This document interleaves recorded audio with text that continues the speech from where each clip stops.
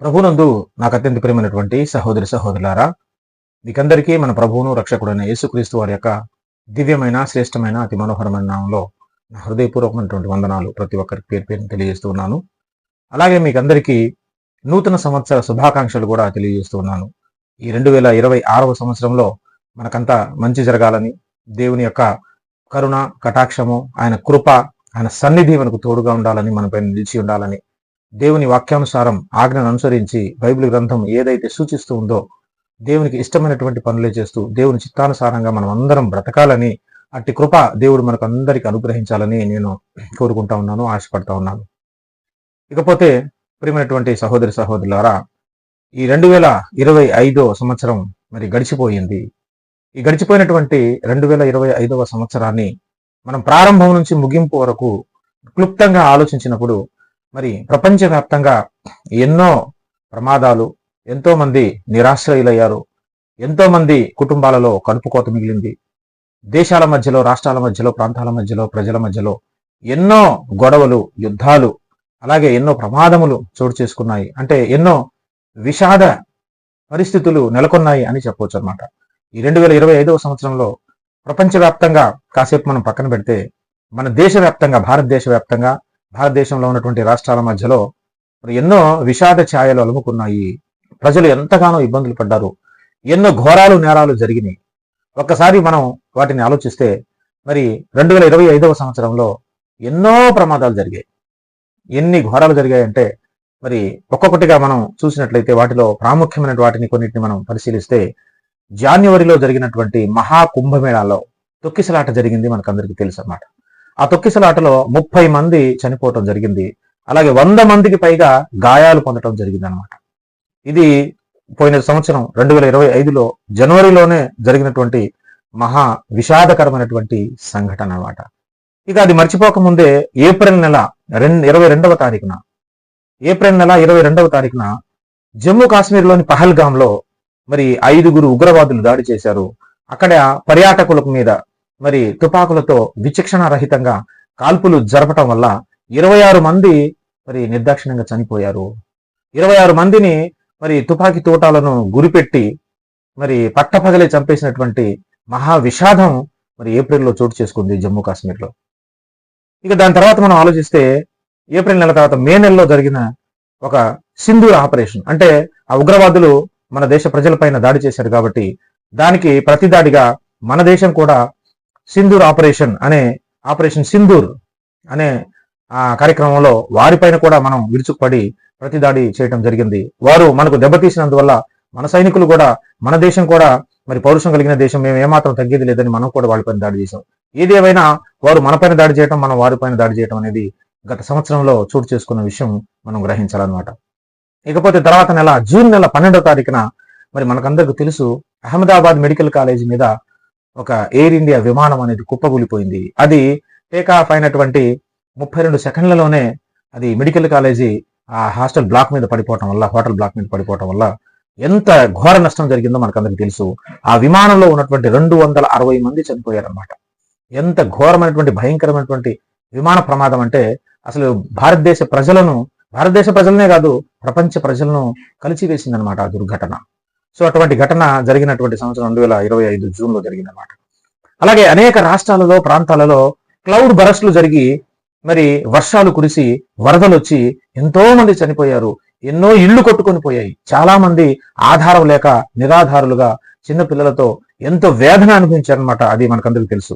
చాలా మంది చనిపోయడం జరిగింది. దాంట్లో కూడా ఎంతో మంది ఇల్లు లేని వారుగా, బట్టలు లేని వారుగా ఎంతో ఆస్తి నష్టం జరిగింది. ఈ క్లౌడ్ బరస్టులన్నీ మరి గత సంవత్సరంలోనే జరిగాయనే విషయాన్ని మనం జ్ఞాపకం చేసుకోవాలి.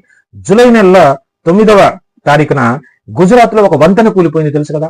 ఆ టైంలో ఆ వంతెన మీద ఉన్నటువంటి వంతెన మధ్యలో ఉన్న ఒక పార్ట్ ఊడిపోవటం జరిగింది అనమాట. ఏకంగా నదిలో పడిపోయింది, కూలిపోయి. అప్పుడు ఆ టైంలో అక్కడ ఉన్నటువంటి ఆ కార్లు కానీ, ఆ ట్రాక్టర్లు కానీ అవన్నీ నదిలో పడిపోవటం వల్ల 22 మంది చనిపోయారు. ఆ చనిపోయిన వాళ్ళలో చాలా చిన్న పిల్లలు కూడా ఉన్నారు. చాలా విషాదమైనటువంటి ఘటన గుజరాత్ లో జూలైలో జరిగిందన్న విషయాన్ని మనం గుర్తు చేసుకోవాలి. అలాగే జూన్ 4వ తారీఖున ఐపీఎల్ కప్పు మొట్టమొదటిసారిగా గెలిచినటువంటి రాయల్ ఛాలెంజర్స్ బెంగళూరు జట్టు విజయోత్సవ సభలో తొక్కిసలాట జరిగింది. ఆ తొక్కిసలాటలో 11 మంది చచ్చిపోయారు, 50 మందికి పైగా గాయపడ్డారు. ఇంత విషాద సంఘటన మనకు 2025లోనే జరిగింది. ఇక జూన్ 30వ తారీఖున మనం చూస్తే తెలంగాణలోని సంగారెడ్డి జిల్లాలో ఒక రసాయన పరిశ్రమ పేలి 50 మంది పైగా చనిపోయారు. ఎంత భయంకరమైనటువంటి దుర్ఘటన అంటే అది. అలాగే ఇక్కడ మన పక్కన ఉన్నటువంటి తమిళనాడు రాష్ట్రంలో మనం చూస్తే అక్కడ హీరో విజయ్ యొక్క ఆ ర్యాలీలో, ఆ సభలో మరలా తొక్కిసలాట జరిగి 41 మంది ఏకంగా చచ్చిపోయారు. అలాగే 60 మందికి పైగా గాయాలు పాలయ్యారు. అలాగే నవంబర్ నెలలో రీసెంట్ గా చూస్తే 10వ తారీఖున ఢిల్లీలో బాంబు పేలుడు జరిగి 9 మంది చనిపోయారు అన్న విషయం మనకు తెలుసు. ఇలాగా మరి మన భారతదేశం అంతటా మనం గమనించినప్పుడు ఎన్నో ప్రమాదములు, ఎన్నో విమాన ప్రమాదములు, బస్సు ప్రమాదములు, మొన్నటికి మొన్న మనం చూసాము కావేరీ ట్రావెల్స్ బస్సు తగలబడిపోయింది, ఎంతో మంది సజీవ దహనం అయిపోయారు. ఇలా అనేక రోడ్డు ప్రమాదాలు, మరి ఎన్నో ప్రమాదాలు 2025 సంవత్సరంలో జరిగి ఎంతో మంది మరి వారి కుటుంబాలలో మహా విషాదం నెలకొని ఉంది. మరి ఆధారం లేని వారుగా కుటుంబ పెద్దలను కోల్పోయారు, చిన్నపిల్లలను కోల్పోయారు, ఒకే కుటుంబానికి చెందిన మరి సహోదరులు, పిల్లలందరూ చనిపోయారు. ఇంతటి భయంకరమైనటువంటి మరి విషాద ఛాయలు మనకు 2025 సంవత్సరంలో నెలకొని ఉన్నాయి. ఇక ఇది పోతే మనుషుల మధ్యలో, మతాల మధ్యలో కూడా అనేక గొడవలు.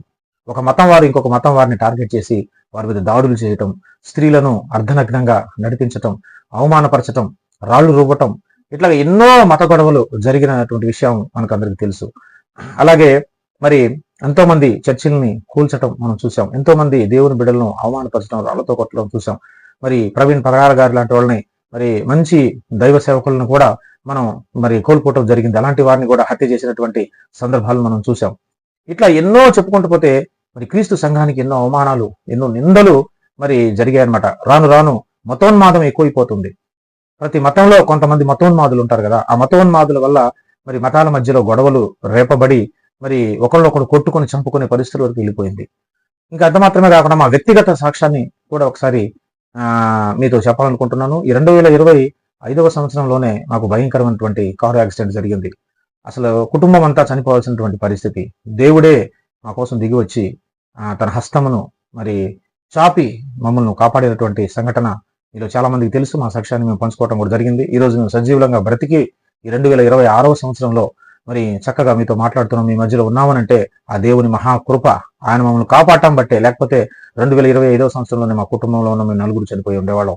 ఈ సంవత్సరం అసలు మేము చూసేవాళ్ళమే కాదు. కేవలం దేవుని యొక్క మహాకృప, ఆయన మమ్మల్ని కాపాడాడు, రక్షించుకున్నాడు, నిలబెట్టుకున్నాడు. కాబట్టి ఈ రోజు ఈ సంవత్సరంలో మేము అడుగు పెట్టగలిగాం. కాకపోతే ప్రియులారా మరి 2025 సంవత్సరంలో ఎన్నో విషాదములు, ఎన్నో అవమానములు, ఎన్నో బాధలు, ఎన్నో ఇబ్బందులు, ఎన్నో గొడవలు, ఎన్నో ప్రమాదాలు, ఎంతో మంది మరి భూమిని విడిచిపెట్టి వెళ్ళిపోయారు. అయితే ఈ 2026 సంవత్సరంలో అలాంటిది ఏమి జరగకూడదని, ఎలాంటి ప్రమాదాలు జరగకూడదని, ఎలాంటి బస్సు ప్రమాదాలు కానీ, బైక్ ప్రమాదాలు కానీ, కార్ల ప్రమాదాలు కానీ, విమాన ప్రమాదాలు కానీ, రైలు ప్రమాదాలు కానీ ఎలాంటివి జరగకుండా ప్రజలందరూ క్షేమంగా ఉండాలి, హ్యాపీగా ఉండాలి. అటువంటి కృప దేవుడు అనుగ్రహించాలి అని నేను మరి ప్రార్థిస్తూ ఉన్నాను ఆ దేవునికి. అలాగే మరి దేశాల మధ్యలో ఎలాంటి గొడవలు ఉండకూడదు, ప్రాంతాల మధ్యలో ఎలాంటి గొడవలు ఉండకూడదు. ప్రతి మతస్థులు కూడా ఎవరు ఏ మతాన్నైనా సరే నమ్ముకోవచ్చు. వారు విశ్వసిస్తున్న మతాన్ని వారు విశ్వసించడమే కాకుండా ఇతర మతాలను కూడా గౌరవించే మరి ఆ భావజాలం ప్రతి ఒక్కరిలో రావాలన్నమాట. అలాంటి మరి భావన ప్రతి ఒక్కరిలో ఉండాలి. ఏ మతపు వారు కూడా ఎదుటి మతం మీద దాడి చేయకూడదు, దూషించకూడదు, ద్వేషించకూడదు. అందరూ అన్నదమ్ముల వలె కలిసిమెలిసి ఉండాలి. ఈ మతోన్మాదం అనేది అంతరించిపోవాలి. ఈ మత ఉన్మాదం అనేది మనుషుల యొక్క మనస్సుల్లో నశించిపోవాలి. అందరూ భాయిగా కలిసిమెలిసి ఉండాలి. ప్రతి ఒక్కరూ వారి మతాలను వాళ్ళు విశ్వసిస్తూ ఎదుటివారి మతాలను గౌరవించే ఆ మంచి మనస్సు దేవుడికి ప్రతి ఒక్కరికి అనుగ్రహించాలని నేను ప్రార్థన చేస్తూ ఉన్నాను. ఈ 2026 సంవత్సరంలో మన దేశం అలాగే మన రాష్ట్రం మరి సర్వతోముఖాభివృద్ధి పొందాలి. మరి అన్ని విధాలుగా డెవలప్ అవ్వాలి, అభివృద్ధి చెందాలి. ప్రజలందరూ సుఖ సంతోషాలతో బాగుండాలి. మనుషుల మధ్యలో శాంతి సమాధానం ఉండాలన్నమాట. కమ్యూనల్ హార్మనీ అనేది డెవలప్ అవ్వాలి. ప్రతి ఒక్కరూ మరి కలిసిమెలిసి ఉంటూ మన రాష్ట్రాన్ని అలాగే మన దేశాన్ని మరి ప్రపంచ దేశాలలో మరి అగ్రస్థానంలో నిలబడే విధంగా మనం అందరం కృషి చేయాలి. అందరూ కలిసిమెలిసి ఉండాలి. ఈ 2026 సంవత్సరంలో నశించిపోతున్న ఎన్నో ఆత్మలు రక్షింపబడాలని మనం ప్రార్థన చేద్దాం. సువార్తను ఇంకా విరివిగా మనం ప్రకటిద్దాం. నశించిపోతున్న వారిని మరి నిజమైన దేవుడు ఎవరో ఎరుగక మరి కాలహరణం చేస్తూ తమ విలువైనటువంటి జీవితాన్ని వృధాగా వ్యర్థముగా గడుపుతున్నటువంటి వారికి సువార్త చెప్పి నిజమైన రక్షకుడు యేసునందే మరి మనకు మోక్షం దొరుకుతుంది. ఆయనే నిజమైన మార్గం, ఆయనే సత్యం, ఆయన జీవం. మన కోసం ప్రాణం పెట్టిన దేవుడు ఆయన ఎందు విశ్వాసం ఉంచిన వాడు మరి పరలోకాన్ని రాజ్యాన్ని చేరతాడు, నరకాన్ని తప్పించుకుంటాడు అనే విషయాన్ని మనం ప్రతి ఒక్కరూ అనేకుల ప్రజలకు మనం తెలియచేద్దాం. దేవుడు ఈ 2026 సంవత్సరంలో చక్కగా మనందరి కుటుంబాలను దీవించి ఆశీర్వదించి మరి పర సంబంధమైన ప్రతి ఆశీర్వాదం అలాగే భూ సంబంధమైన ప్రతి ఆశీర్వాదంతో మనల్ని అందరినీ ఆశీర్వదించి మరి అభివృద్ధి చెందించును గాక. ఆమెన్.